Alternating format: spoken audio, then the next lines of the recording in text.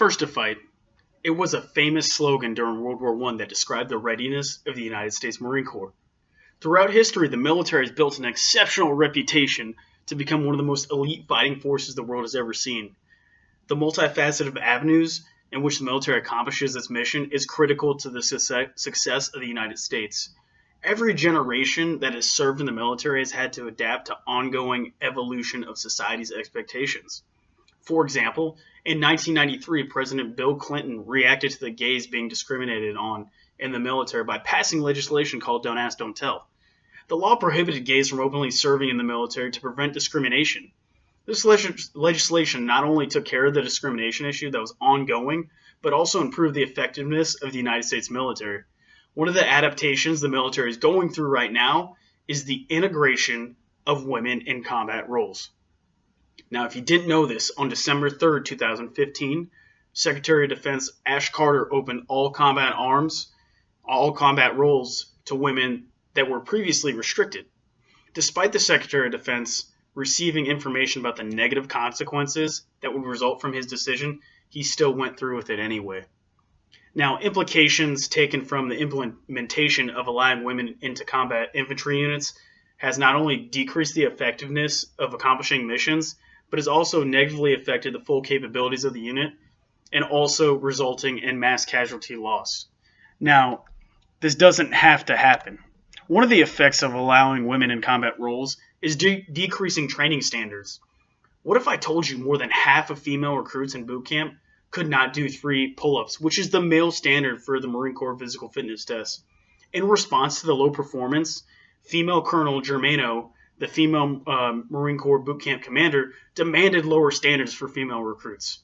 These training standards are there to ensure average infantrymen can perform to accomplish the mission, and by lowering them, you're only lowering the effectiveness of the unit. Prior to the approval of allowing women in combat, the Marine Corps conducted its own study that proved women were not ready to take on combat roles.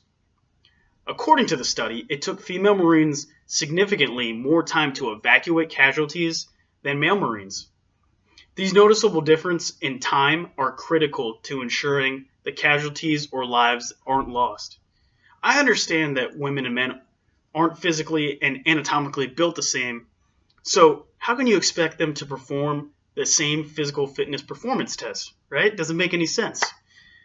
In an attempt to equal the playing field, each branch of military is compromising to lower standards to allow women to compete with men. By lowering physical and training standards, are we helping or hurting the overall effectiveness of the military? Because that's what we're here for, right? Is to win wars.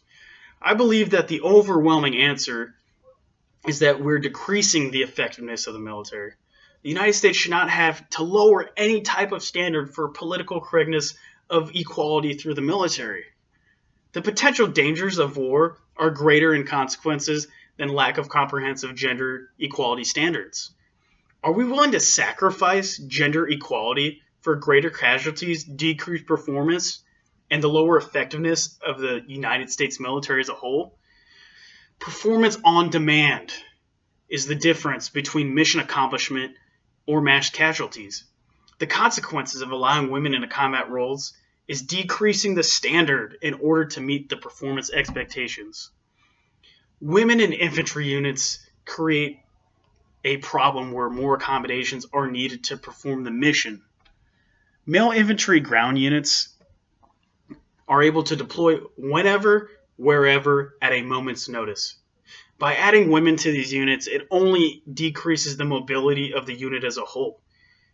Just as a hygiene aspect, you would have to have segregated bathrooms, showers, and living spaces. In a normal combat unit, this can be achieved, but with integrating women, that's more of a feat to get over. Every aspect of the unit is going to have segregated by male and female.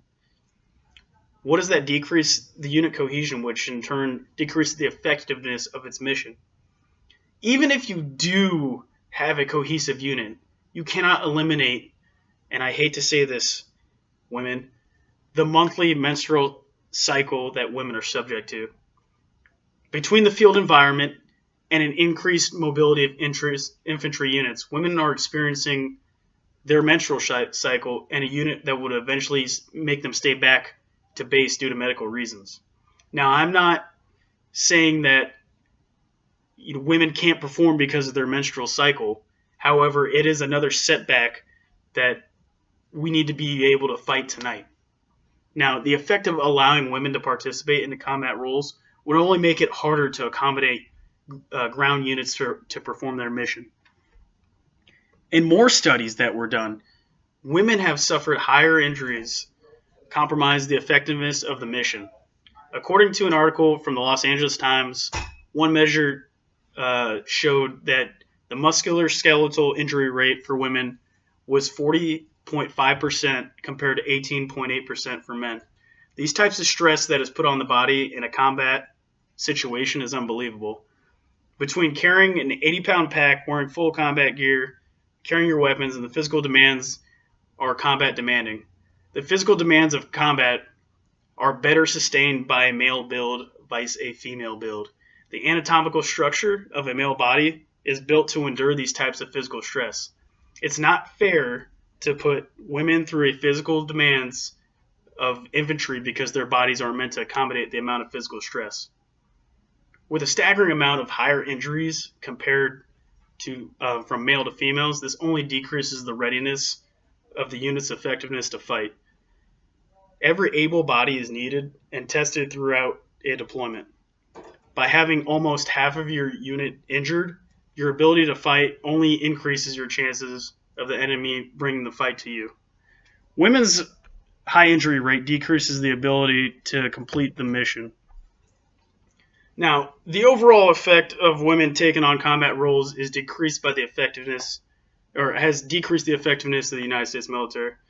Some of these factors that reduce the effectiveness of the military are the decreasing standards, more accommodations, and higher injury rates.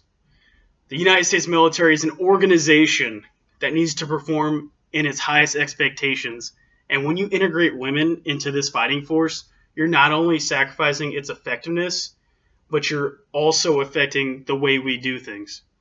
Now, I see it. I see both sides of the issue. My wife is a United States Marine. I'm a United States Marine. Now, she does agree with me on this issue, and I mean, it's not because she loves me or anything, but she feels the same way about this issue. Women have served in non-combat roles before and have been successful with it. And I want to just throw this out there. By no means am I being sexist with this argument.